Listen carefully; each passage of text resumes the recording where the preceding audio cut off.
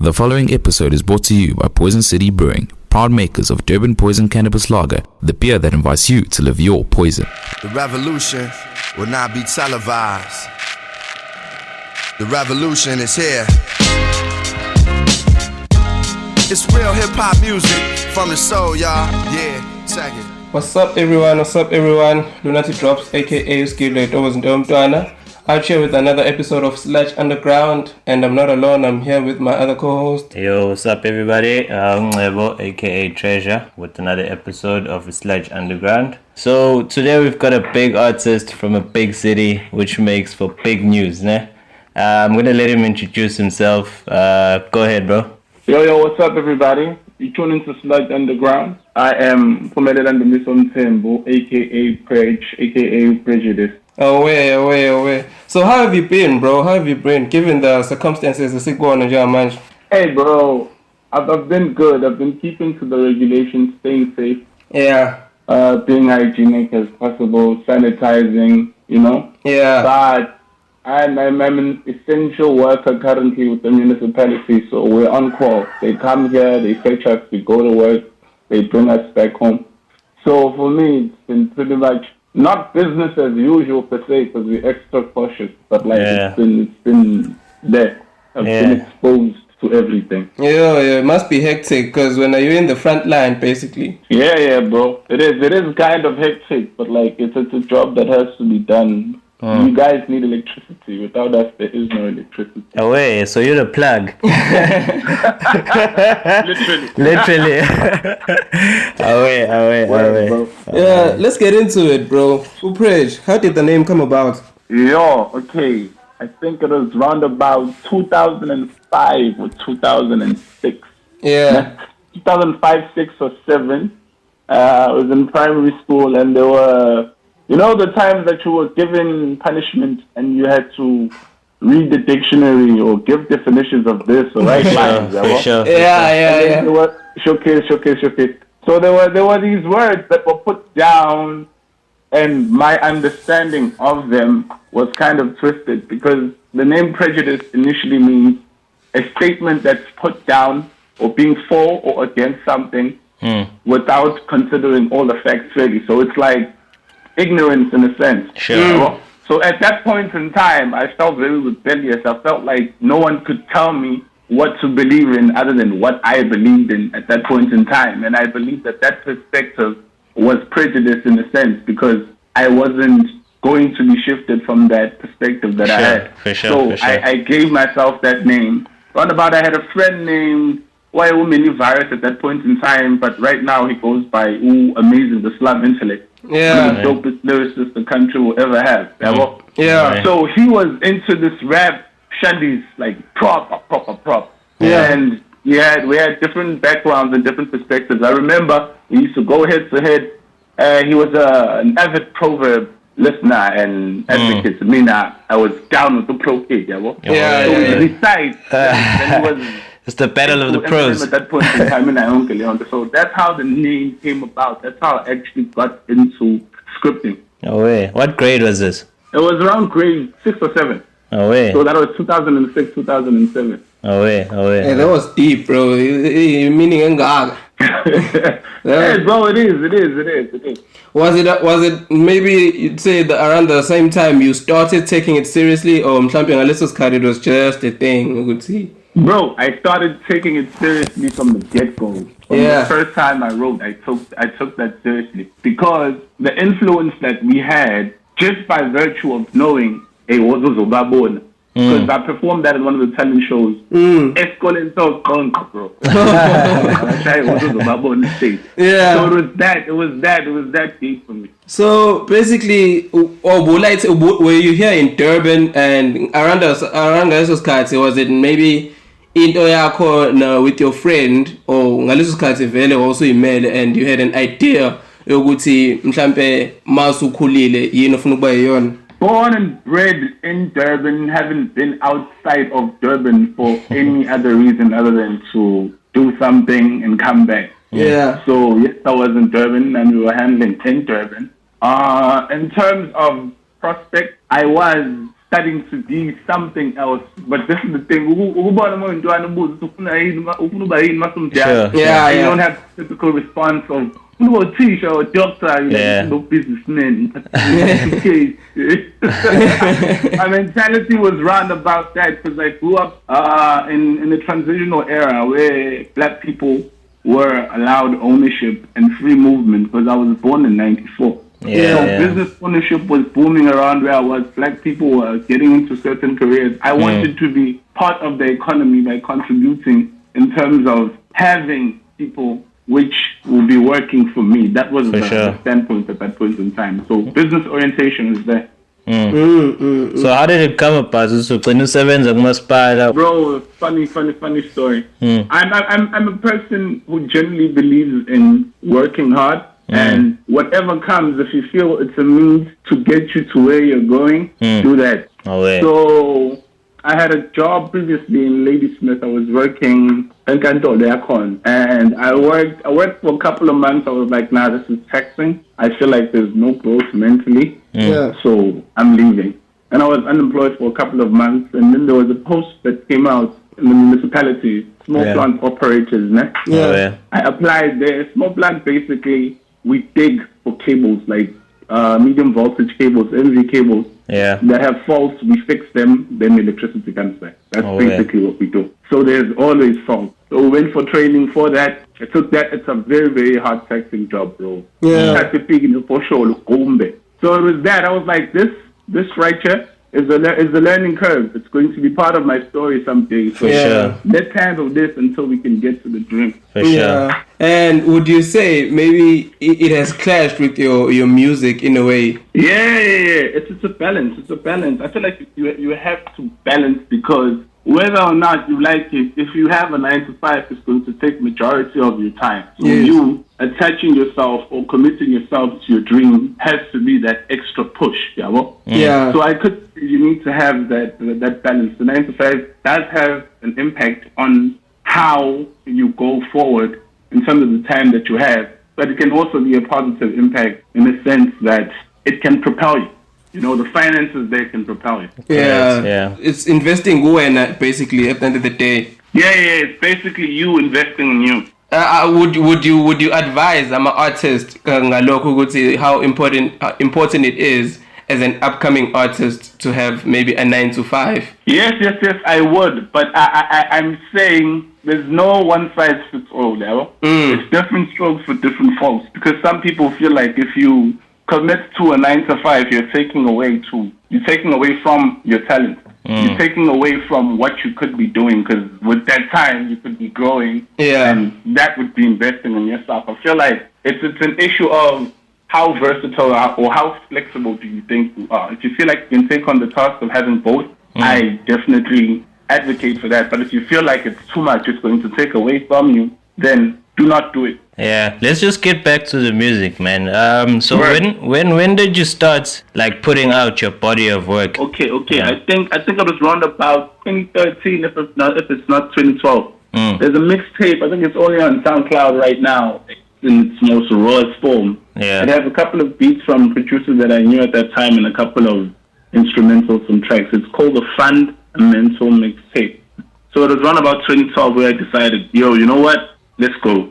Let's just handle this. So that was the first project that I let out. There was a couple of singles that I did let out. I think the singles that I have right now on my AudioMac page, Prejudice on AudioMac. Nkosi Sigalela produced by Undoxi. There's Letter to Dad produced by Lemon Haze. Type Beats, Kanyusili produced by Nyondao. And then the other side. My latest project that's out is TED Talk. I released that last year, if I'm not mistaken, if not earlier this year. Hey, it's been busy, so I've had a couple of guest verses or guest appearances on the last tape, the last track 13, Shun. Sure. People should know the last tape by now. If they don't, they should try check it out. On Scripted Truths, Memories and Fates, I'm on Beautiful Life featuring Yashna. And myself. And on Low Keys Trophies, I'm on track 7 named Hustlers. The first verse there. So I've been busy, but the work is coming. And I'm glad you spoke about Love Tape. Ishun. When you listen to that song, we know you, Uguti, you're a wordsmith, yabo? But in your verses, one thing I've picked up is the cultural side of it. Tell us more about that, Uguti. How much is it culture? How has it influenced you, and why do you see the need with music? Hey, bro, I feel like music is an outlet. So, by virtue of it being an outlet, what you take out there can either do something to people to stimulate them mentally, or it can make them relax or do whatever it is that they want to do. I choose to take the side out that has something to always say. Keep you thinking. You have to always be engaged with my music in order to get exactly what I'm saying or what's going down. And I feel like culture is a very, very instinctive and powerful character that you can choose to have, especially as a black person, because our culture is not taught to us as much as it should. Why is that? It was stripped from us as a mechanism of control. So I feel like the least I can do before I leave this earth is part some of the knowledge I've gotten through the mediums that I use, which is music that most of the youth uses.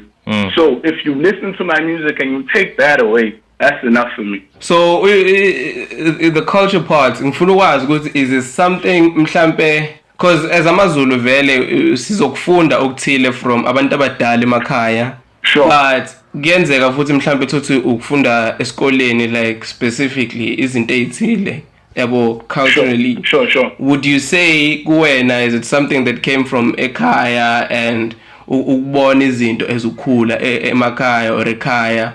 Or would you also say education wise esikoleni khona la wakuxosha khona? I can honestly say that 90% of it is through observation, not only ekhaya phela as in the household, but the community where I grew up.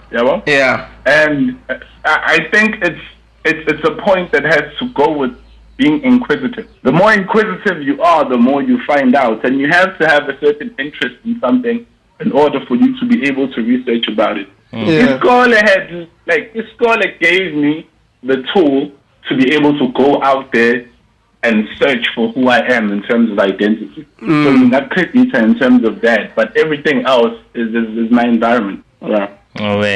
Like picking up from what you're saying, like you're a broad thinker. So I just want to get into Uguti as an artist right now. We see all Tory Lanes, they doing quarantine radio. We see I'm a lockdown party on Channel O. What are you doing for people to still get your music or get a perspective of what you're dealing with right now? Like I said, most of my time has been consumed by my craft. Yeah. And Buya, Gilal, and rest because for sure. But I've been trying my best to also participate in some of these challenges that I feel like are worth it. Like there's the Red Bull and Move Hip Hop essay. Yeah.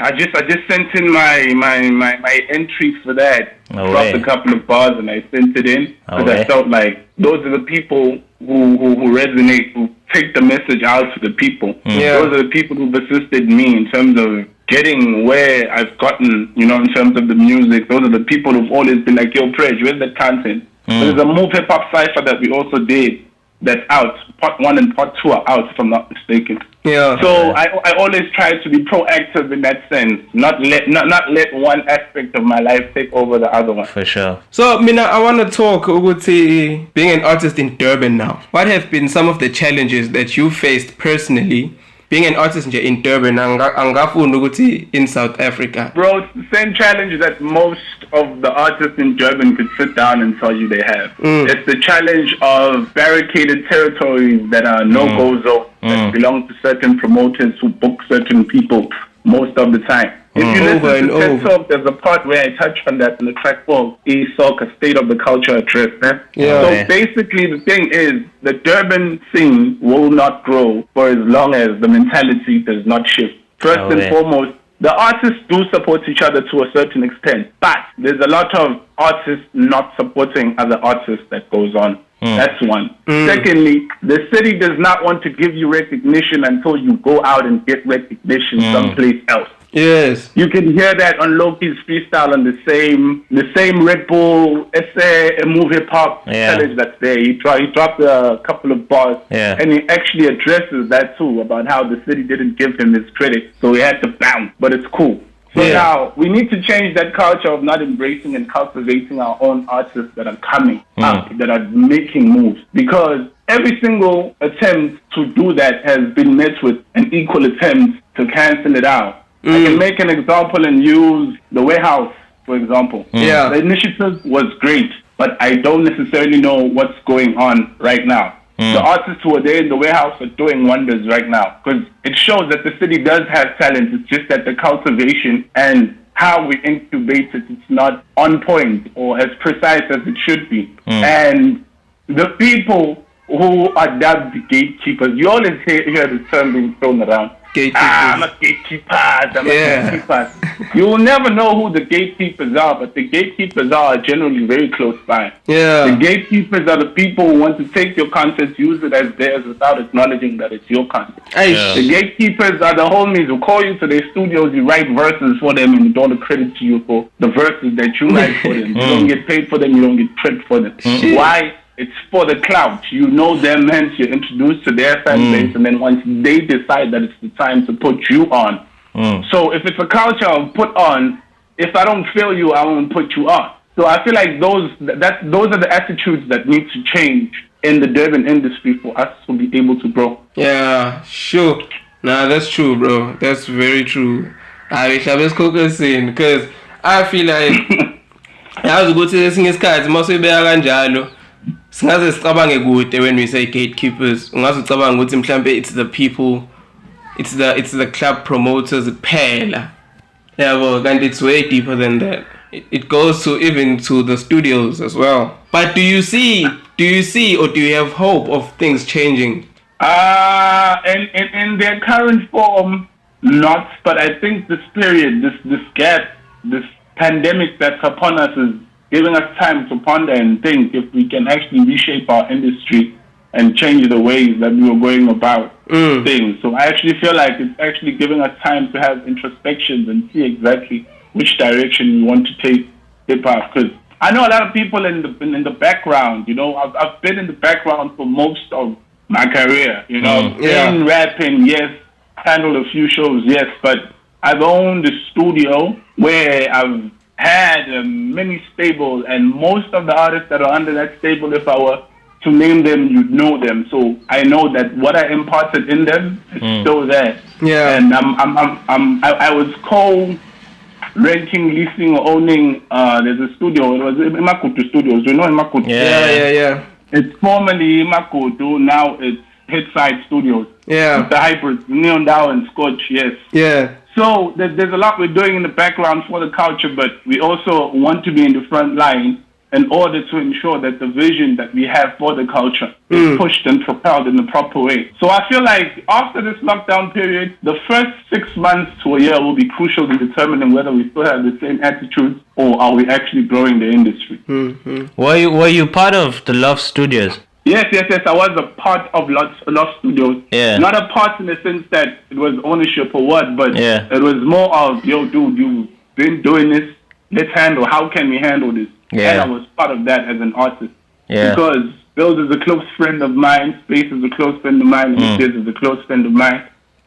Fresh Boy is also a friend of mine. And those are the people I knew to be the founders of Love Studios. Yeah. So I would say I was a part of the family in that sense. Yeah. There's a question that's lingering in Durban. Word. Oguti, what happened to the Love Studios? If you don't want to comment on it, you don't have to. I'm not going to be able to have a precise, educated comment about that, but from my knowledge is that Love Studio happened. The Loft tape happened.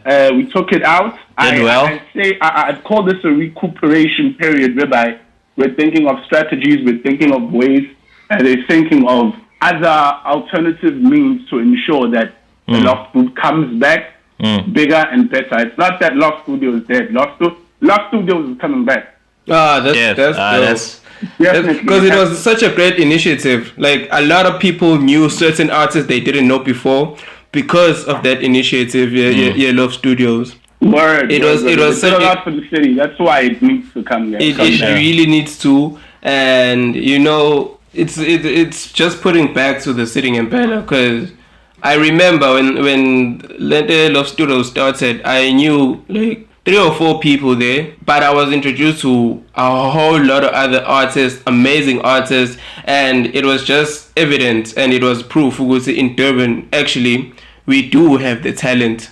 Yeah, bro, to this day, I feel like if a Universal or Sony UMG or whichever major label would put their ear to the streets and listen to the love tape, the whole of it, right? They'd want to cop that first and foremost and want to do everything in their power to ensure that they work with it, because that was a masterpiece. It was a masterpiece to this day. I can say that and stand for it. To this day, bro. To this day. So bro, like what can we look forward to in terms of Prej and music? You can look forward to a lot, bro. There's a couple of singles I need to drop before the year ends. Probably 1 or 2 projects. Yeah. This is the thing. When you have a lot in your archives that you feel people need to listen to, sometimes it's a spontaneous thing. I don't want to say to you in March. Yeah. But March is past. I'll say like maybe September. I'll wait for something. I'll drop something earlier in September. Yeah. But what I can say is that there'll be a couple of singles. There'll probably be another project that follows TED Talk. Yeah. There's a lot to come. Definitely. No way, Def. No way, bro. We close to the end now, and word. We have a section in this podcast of ours where we put you on the spot. I'm listening. We put you on the spot, and you can give your listeners a few bars. Shoot. A young 16, just to let the people hear what you're about. Alright, that's not a problem, man. We can handle. Let's handle. Okay. Gave a lot of advice to a lot of people, but they didn't take it. They stuck to the mantra of fake it till you make it, but they forsaken the one thing that they said they stand for. That's why the game ain't got no stands, dog. I'm trying to move the city with the words I preach, but every time I try to swing, it's out of reach, cause a lot of things are disguised as if they care for the skies, but the skies are surprised. But mine got the ties, but they cut. A lot of these homies is not homies no more, cause you told them the truth on soccer and the TED Talk. I'm just finna let my people speak and listen. I'm just finna make these people reach. I said it's a blessing how I freestyle. It's off the dome. I told these homies test it when I speed dial. I'm just trying to call the game, tell them I'm coming home. Like I said earlier before, this is off the dome. Slush. Away. And it goes in 3, 2, 1. Thank you. That was dope, bro. That was dope. Thank you for taking the time, bro, to talk to us. Well, just to give us an insight on what you're about. Yeah. And everything else, bro. Before we sign out, Smachi, we're just gonna need your handles. Just tell the people where they can get a hold of you. Your Twitter, Instagram, Facebook, whatever. First and foremost, my G's, I'd like to say thank you for the invite. Gratitude, bro. It's been an honor. Gratitude, it opens up a whole lot of opportunities for you. Feel me? Thank you, bro. Okay, it's Prejudice. So on Twitter, it's @Prej_DSM. Or alternatively, it's @DSM_SA. Okay. On Insta, it's Prej DSM. On Facebook, it's Prejudice, aka Prej. Sure. If you want to contact me on my email, it's prejudice.mss@gmail.com. So that's basically it. On all the other platforms, it's Prejudice. Just search for Prejudice and that's it. And your music is on all musical platforms. TED Talk is available. Some of the singles are only on Audio Max. And you can check me out on SoundCloud. Prejudice. Just search for Prejudice. If another Prejudice shows up, it's Prejudice_SA. Alright. Thank you, bro. Once again, it was really nice talking to you, getting to know you and what you're about. And thank you a lot. Before we sign out, we just have to give you one last DIY horn. 3, 2, 1. Okay, that was Prejudice and another episode of Sledge Underground. You can catch the interview on SoundCloud and Apple Music, and you can follow us on all social media platforms. It's at @Sludge031 on Twitter, at Sludge Underground on Instagram, and Sludge Underground on Facebook. And you can follow me on @Lunati_drops on Instagram, Lunati_drops on Twitter, and Andile Lunati Pila Matsonti on Facebook. And yeah, Twitter, Prej DSM, Insta, Prejudice aka Prej on Facebook. Thank you. No way. Shot, bro. Sign out. Cheers. Salute. Shit's on the table. Look as I suit the daylight, uso kashula my cable. So proud of my niggas, man. I say fuck the Lalo. Who look is on the track 9, we up, I'm got KO. Fuck, that ain't luck, it's hard work and dedication. And hopefully the bell rings and no radio stations. And Durban City gatekeepers be getting impatient. Instead of knocking with bulldozers in every location. Clap for your homies, bruh, you don't lose nothing. The doors, they open, you jumping. The more they focus, you learn. Crew busting into territories that you dream of. Who bluffing? Hey, man, and it ain't nothing but a G thing. I use words to stay strumming till they see strength. Never been a beggar, so lineups I ain't beat stand. But if you heard of Prejudice, it's evident the C stands for castration. Heavily concentrated with mass patient, that's lacing. I'm copywriting this shit to be past Peyton, past Mason. And wash off my sins in the glass basin, fast chasing. This is the lyrics of a mass place in mad places. As I try to catch up to the vast acres of land that laid down to catch fakers. The green grass being a symbol of prosperity and cash waivers. We just here to make that fat paper. Yeah. Yeah. This is not a somber track, B. Yo. Get me a glass, B. It's a celebration, fam. It's just celebrating niggas who've been working hard. Putting in that 1000%. You know? If you're not motivated by your own niggas, then you need to shift. I guess it's something in that business acumen and that hustle ethic that gets niggas thinking that this shit comes easy, B. I'm a Lamont Villa, will be a Lamont Villa till I die, but I keep pushing. I'm done. I'm joking, I'm not done. Ah. Hey, thought I was done. Lately I can curve feeling like I am the one. Yeah, look at what has begun. Perseverance and learning from homies. I'm bleeding tons of wisdom and direction. Lyrical perfection, depth of perception and perspective resurrection. They tryna test us, giving us lectures, making us sick like dwelling with asbestos. Ooh, the moves made worth documenting. Homies trying to shift the paradigm. Loose game worth copulating. Well, I'm just trying to clip these high chimes. The moves made worth documenting. Homies trying to shift the paradigm. Loose game worth copulating. Well, I'm just trying to clip these high chimes. Chimes. Shimo. Shimo. Shimo. Shimo. Shimo. Shimo.